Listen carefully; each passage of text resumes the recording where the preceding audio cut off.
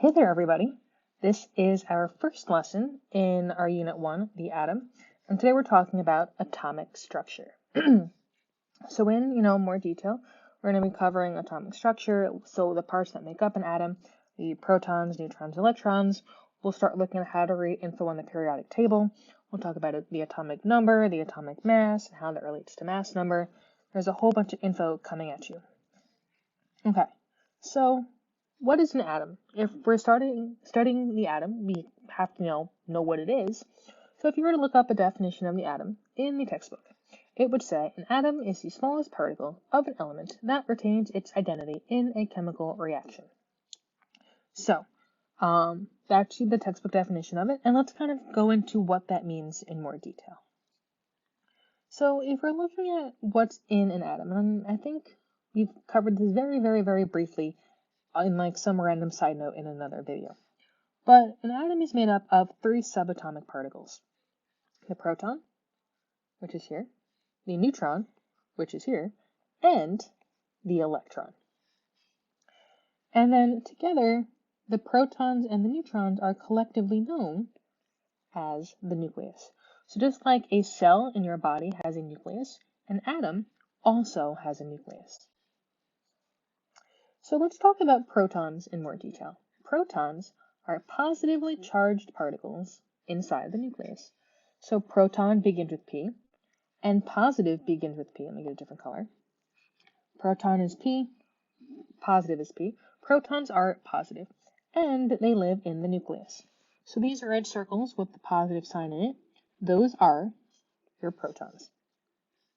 Now, if you were to put a proton on a scale, the scale would read 1.673 times 10 to the negative 27 kilograms. So what that actually looks like is 0.1, 2, 3, 4, 5, 6, 7, 8, 9, 10, 11, 12, 13, 14, 15, 16, 17, 18, 19, 20, 21, 22, 23, 24, 25, 26, 1, 6, 7, 3 kilograms. So don't you all want to work with that number? No, neither I don't, you don't, and neither did scientists. So scientists a long time ago were like, that number is ugly. I don't want to deal with it. It's hard. Let's create a new unit to measure atomic mass. And so they did. And so they created a unit called AMU, and that literally stands for atomic mass unit. And so they're like, okay, let's just pretend this giant number in kilograms is the same thing as 1 AMU. So the mass of a proton is 1 AMU, or 1 atomic mass unit. And again, the proton can be found in the nucleus. Neutrons are neutral particles that also live inside of the atom, in the nucleus of the atom. So you have a neutron, it is neutral, and it lives in the nucleus. There's a reason I'm saying those words weird, and hopefully you can pick up on the patterns. Neutrons are neutral and live in the nucleus. There's a little neutron dude. Okay, so if you were to put a neutron on a scale, you would get this number. And it's very, very, very, very, very, very, very similar to that of a proton.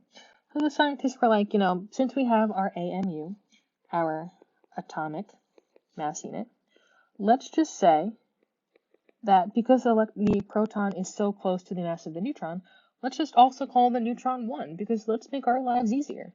So now we know the mass of a proton is the same as the mass of a neutron.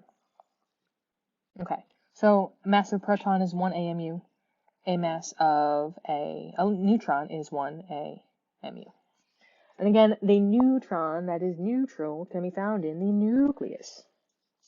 Okay, so let's talk about that nucleus. Nucleus has, again, the proton and the neutron in it. And this is where the mass of the atom actually comes from. So when we're talking about the mass of the atom, we're just talking about the mass of the nucleus, and we'll talk about why on the next few slides. Okay, so if we're talking about nuclear charge is the charge of the nucleus.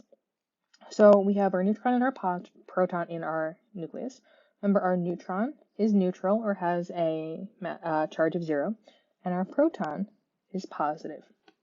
So we know that the charge of our nucleus is going to be a positive number, and it's really just the number of protons. So if we look in this example, we have 4 protons, and we have 4 neutrons. So what would the nuclear charge of this example be? If you said plus 4, that would be correct. Because if you have 4 things, each of which have a positive 1 charge, that is plus 4. Okay, so moving on to electrons. Electrons are negatively charged particles, and they live outside of the nucleus. So, and I'll explain that in a little more detail in a second. So, if you were to put an electron on a scale, you would get this number. So, you can see right here that the power of 10 of an electron is much smaller than that of an electron. So, scientists are like, if the mass of an electron is so much smaller than that of the proton or the neutron, let's just call the electron, its relative mass, or its AMU mass. Again, that's atomic mass unit. Let's just say that it has 0 mass. Now, in reality, electron does have a mass. It's this number, but it's so small compared to protons and neutrons. Scientists are like, well, let's just ignore it. So the relative mass would be a 0. And so, unlike the protons and the neutrons, electrons live in the electron cloud. So little electron comes over and says, hey, neutron, proton, can I live with you? And neutron and proton are like, no, we don't have any room for you, go somewhere else. And so the electron is like, okay, bye, I'll go somewhere else.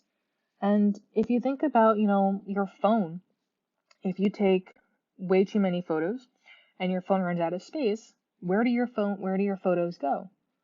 They go to the cloud. So the electron, when it gets kicked out and it's like, hey, you can't live in the nucleus, the electron's like, okay, well, I'm going to go live in the cloud. There's no space for me in the nucleus. Off to the cloud I go. So electrons live in the electron cloud. So this chart is super helpful. So what you need to know here is the particle, the relative charge, the relative mass, and the location. Those 4 things. Now, a lot of the times you'll see electrons as E-. I personally don't really use P+ or N with the 0 to represent protons and neutrons. But really, what's circled is what you need to know. Moving on, if we're going to look at the periodic table and the atoms on it, the periodic table can give us a bunch of information. So this picture right here comes straight from the top of the periodic table in your reference table. And you can see that it has, the atomic mass, the symbol, the atomic number, electron configuration, and selected oxidation states. So what we're going to be focusing on is the mass and the atomic number. We'll get to the other things eventually, but not now. So the atomic number, that's this number right here, that tells us the number of protons in a particular element. So, how many protons does carbon have? If the atomic number is 6. If you said 6, that is correct. So the atomic number is specific to every element. No 2 elements have the same atomic number. So if you look at carbon, carbon is 6 and will always be 6. If you look at nitrogen, nitrogen will always be 7. Oxygen will always have the atomic number of 8.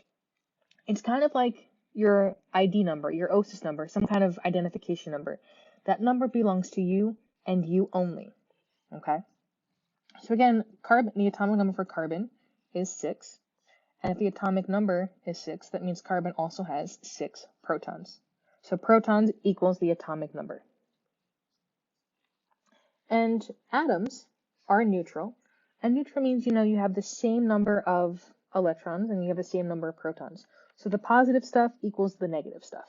So in the example of carbon, if you have 6 protons and we're saying you have to have the same number of electrons, how many electrons does carbon have?